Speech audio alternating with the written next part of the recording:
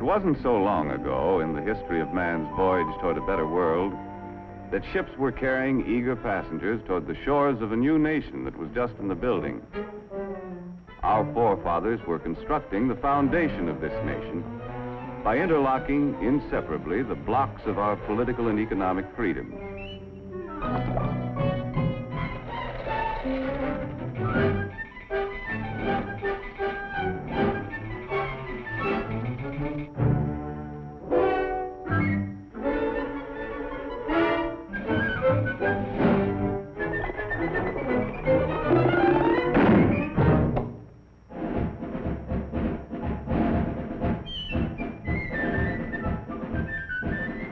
The way of life our forefathers established on this foundation of freedoms drew people from the far corners of the earth. And all those who set foot on these shores had the opportunity to build a better life for themselves. Even young Jonathan, an unskilled lad from across the sea, hoped to find a job where he could progress according to his ability and enterprise.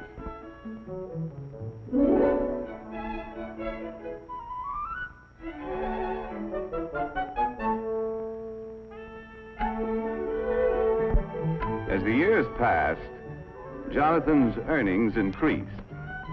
But he still felt that for a man of his skill, it was about time for another raise. Mr. Blessgravy, am I not the best crown rounder and brim trimmer in ye business? Then verily, methinks I am worth more moolah. That you are, Jonathan. I'm sorry, lad. No raise, Mr. Blessgravy? I quit. Sales and profits down. Phooey, I could run ye business better myself. Hey, why not? My own business. All you need's a little capital, a little push, and an idea. Yeah, an idea. Let's see. So I said to him, I wouldn't wear that hat to a dog fight. Why, there isn't a decent hat in the entire village. And such prices. Imagine paying that much for a poke bonnet. Why, it was an awful thing. Why not? Women's hats. My own business.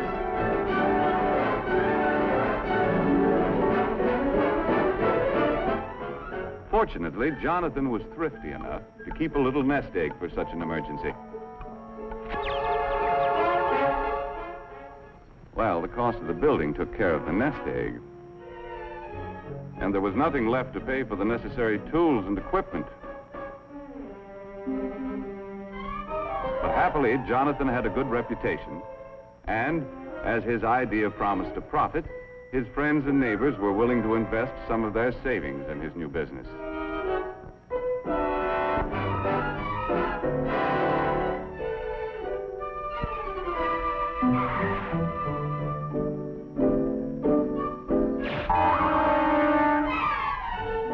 In the nick of time, an enterprising chap showed up with the raw materials to make hats. And before long, Jonathan was open for business. First, he had to advertise. Shop at Bonton, it's the spot. 12 new hat styles, that's a lot. Ladies, get that new hat drill. 30 days to pay your bill. As an expert salesman, Jonathan demonstrated the superior style and quality of his product. He set a price for his creations that the consumer was willing to pay, and sales dollars poured in from satisfied customers. Jonathan had big dreams of the wonderful rewards of being in business for himself. But before he could buy what he wanted, his employees' wages had to be paid. He had to pay taxes.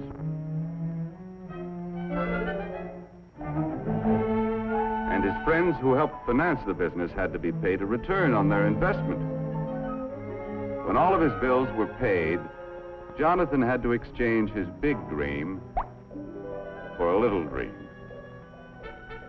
Mesdames, mademoiselles, it is the privilege of Alphonse, hat stylist to all the grand heads of Europe, to bring you hats with style so chic, a quality magnifique, and a price, ooh la la, so low. Come one, come all to the grand opening. To meet competition, Jonathan had to plow part of his profits back into the business to develop a better hat. If customers approved the quality, style, and price of Jonathan's new designs, he still could make his dreams come true.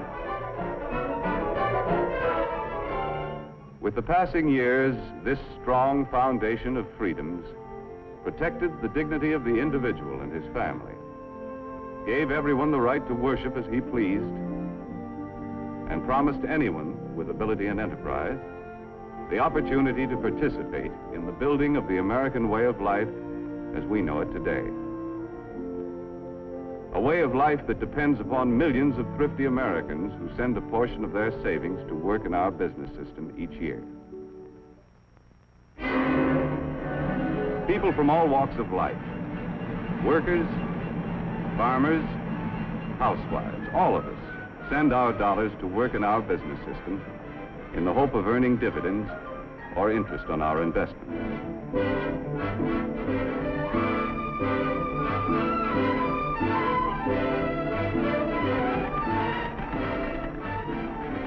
Anyone who has an insurance policy, a bank deposit, or a share of stock is helping to finance our business system.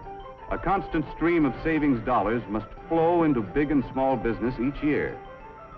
These dollars help to buy the land, the buildings, the tools and equipment, and create new job opportunities for our expanding population.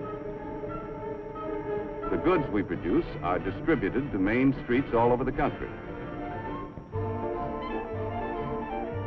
While the Main Street of today doesn't look much like the Main Street of Jonathan's time, the principles of our business system remain the same, for businessmen still compete with one another for the consumer's supply of spendable dollars. And Mrs. Consumer is still mighty critical of everything she buys. Uh-oh, competition.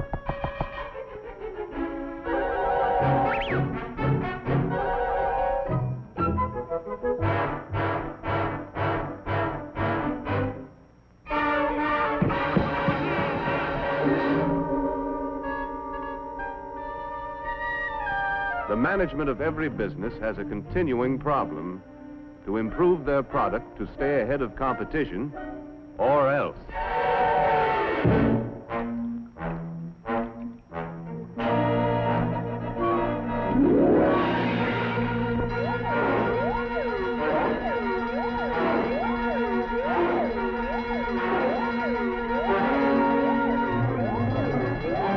Okay, men, this is it. Quick Chill's got the ball. We've got to get it back. Give them that new product play. More style, better quality, new features, and at the right price. Hit the line, men. Let's go. Micrometer, wrench, file, caliper, slide rule. In addition to creating a better product, management develops new tools and more efficient methods to help workers turn out more boxes to sell at a price Mrs. Consumer will pay.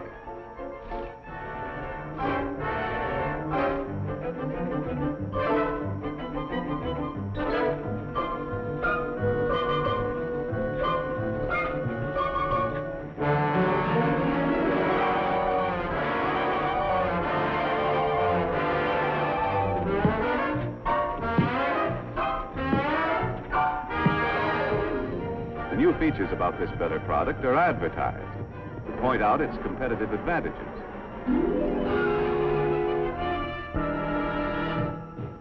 The Auto Magic Perma-Freeze, with plenty of room for groceries galore. The Auto Magic Perma-Freeze, with the super-duper store-o-matic door.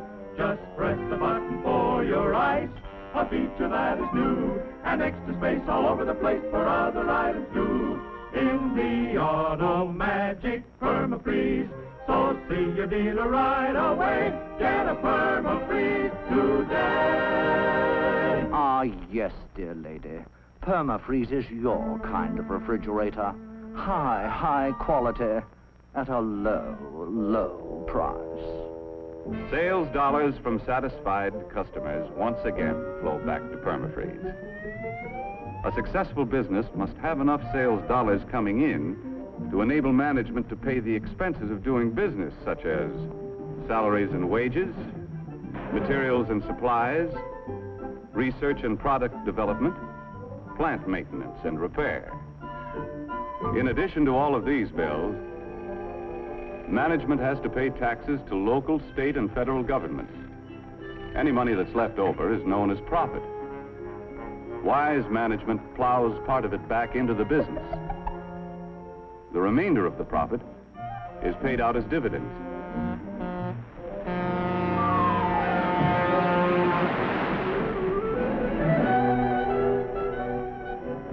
These dividends are sent back to investors as a reward for risking their savings in the American business system.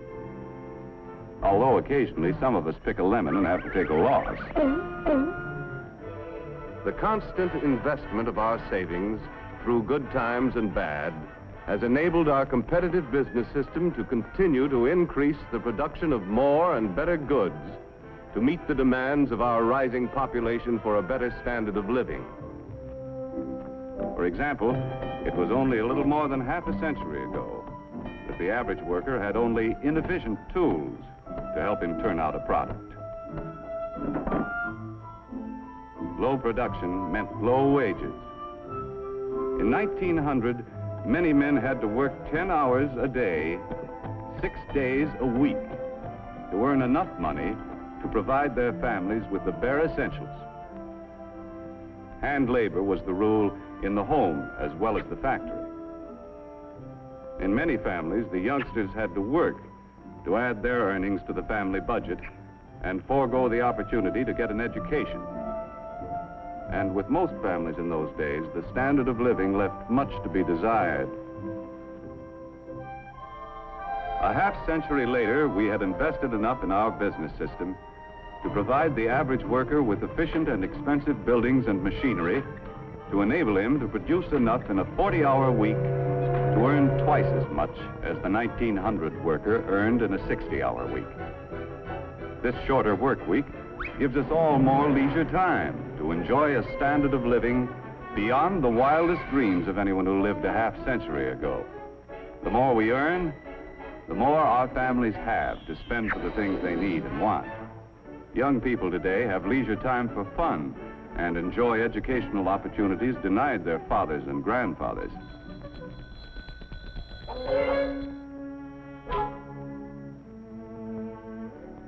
And fortunately, we have been able to raise our standard of living without sacrificing the spiritual side of life, which means so much to the American family. Our business system has continued to provide a better life for our increasing population, in spite of destructive forces which have pounded against our foundation of freedoms with no avail. However, wars, or the threat of wars, interrupt the normal operations of our competitive business system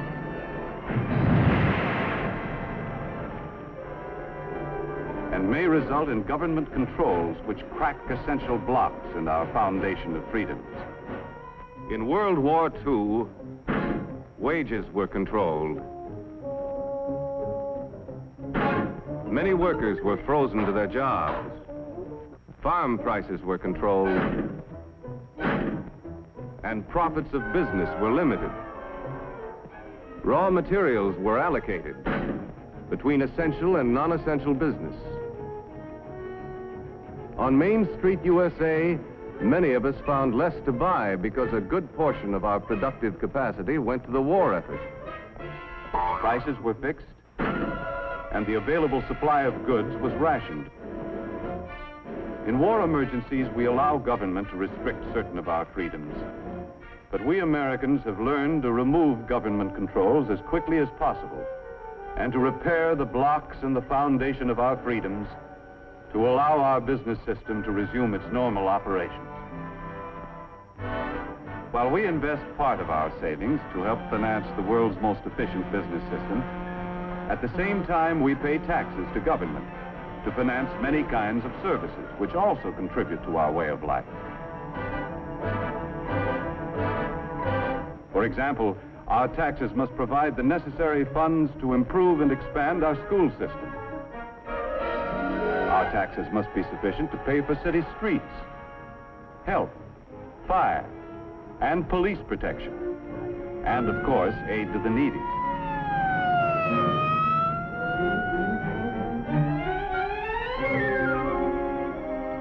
Our state taxes help pay for highways, educational institutions, and, among other things, help to finance important experiments to increase the productivity of our farms.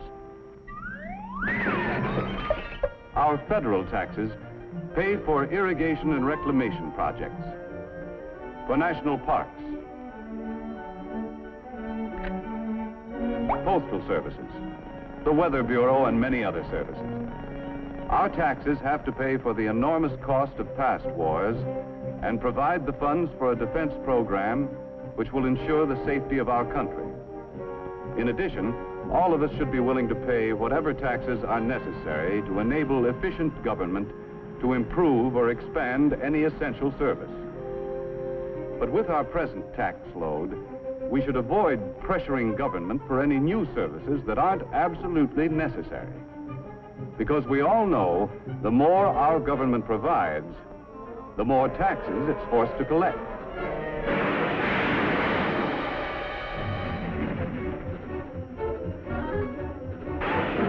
None of us can escape. Big business, small business,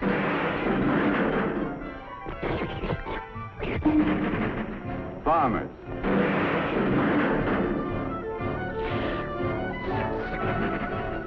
workers,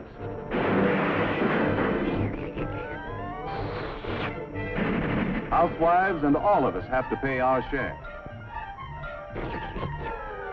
Demanding more and more from government could create a tax burden heavy enough to crack essential blocks in the foundation of our business system.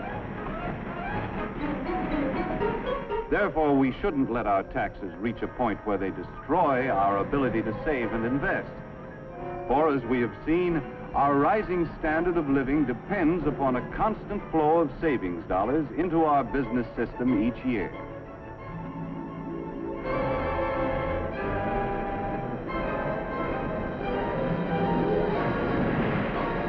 In the future of our country, waves of destructive forces will continue to batter against our foundation. When any force weakens the interlocked blocks of our political and economic freedoms, as good citizens, we must be quick to use the tools our Constitution gives us and repair any cracks that may appear. As long as we keep the foundation of our business system strong, we shall be able to maintain and improve the way of life our forefathers conceived and established. A way of life which gave everyone who came to this country the chance to progress according to his ability and enterprise.